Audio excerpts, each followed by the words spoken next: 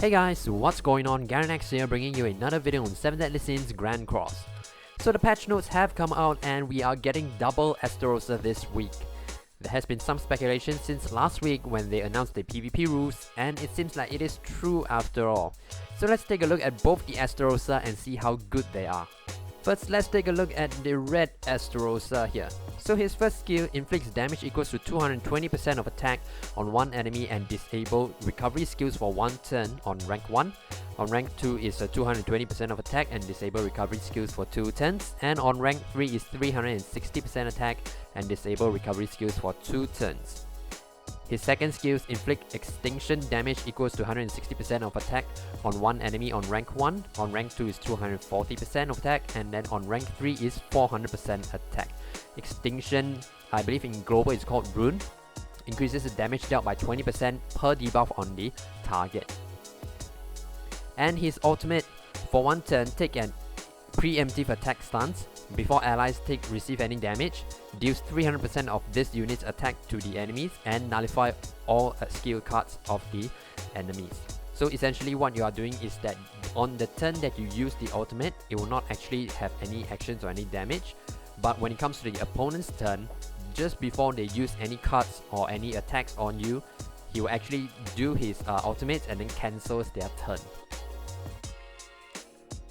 On his passive is Composure of the Strong, increases attack by 10% per debuff on the hero, which is on Estarossa himself. And his commandment, after allies and enemies receive damage, apply a debuff that decreases the attack related stats of the attacker by 20% for 3 turns. Applies when entering battle. So commandment, as you know, applies to both your team and your opponent's team. So first impression of Red Estarossa is that he works well in debuff centered teams because of his second skill and passive. But when you think about the current meta, not many teams are actually running on debuffing the enemies. Like Mono Red is centered around buffs, Pierce teams is centered around AoE damage, Valenti team is centered around stalling and slowly chipping away at the enemy's HP. And PvP wise, most bosses will either be completely immune to debuffs or will have removed debuffs during their turns. So debuff centered characters like Red Estarossa wouldn't be very useful in that cases as well. So at this moment, I would say Red Estarossa probably wouldn't be very relevant. Perhaps when Green Eastin is released in global, then Red Estarossa might be of some use. Gear wise, you can go with attack defense to boost up his attack since he is mainly used as DPS unit in debuff centered teams. Next, let's take a look at Green Estarossa. So his first skills inflict charge damage equals to 200% of attack on one enemy on rank 1, on rank 2 is 300%, and then on rank 3 is 500%. So charge ignores defense, as we know from Red Lizhawk how strong charge damage actually is. So this is the exact same thing that he is doing. His second skill assumes a stance which taunts enemy for one turn and inflicts damage equals to 240% of attack via counter when attacked. On rank 1, on rank 2 is 360% of attack, and then on rank 3 is taunts for 2 turns and 600% of attack. His ultimate is the same as the Red Estarossa. His passives, Valiant Heart, removes debuffs and grants debuff immunity on the ally that assumes a stance for 2 turns. So this does not apply to the ultimate moves, and his commandment is the same as the Red Estarossa as well. So first impression of Green Estarossa, he's definitely better than Red Estarossa in my opinion. His first skill deals charge damage which ignores defense, and that works wonder in high level PvE since most bosses have high defenses. His taunt also makes sure that the enemy can only target him and then he can counter them immediately. So you can avoid other characters being controlled like ult removal or petrify or something like that. What is also good is that his counter is countered by the turns, the same as the blue SR Meliodas. So unlike the green SSR Meliodas, which is just a one-time counter.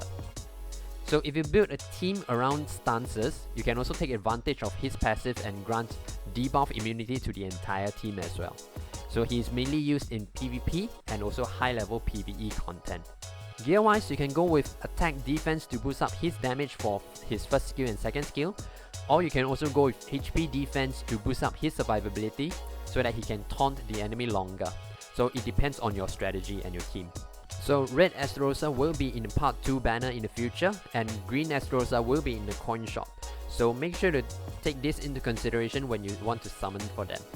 Now overall, I feel that both Estarossa have some uses, but green Estarossa seems more useful than the red one at this moment at least. So should you pull on this banner? Well, yes, if you are a whale and you're a collector and you like having a complete box. And yes, if you really love Estarossa and he will make your life better. And no, if you're free to play and trying to save gems for other units in the future.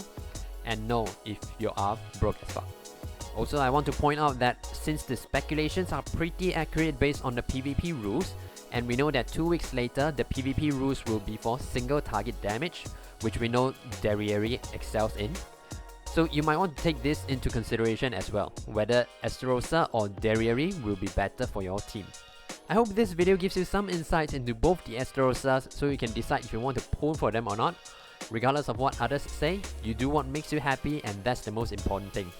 If you wish to have some discussion with like-minded people, consider joining my Discord, link will be in the description below. If there's anything you wish to add on, feel free to comment down below. If you enjoyed the video, please give it a thumbs up and subscribe to the channel for more 7 Deadly Sins Grand Cross videos. That's it for today, take care and have a great day ahead.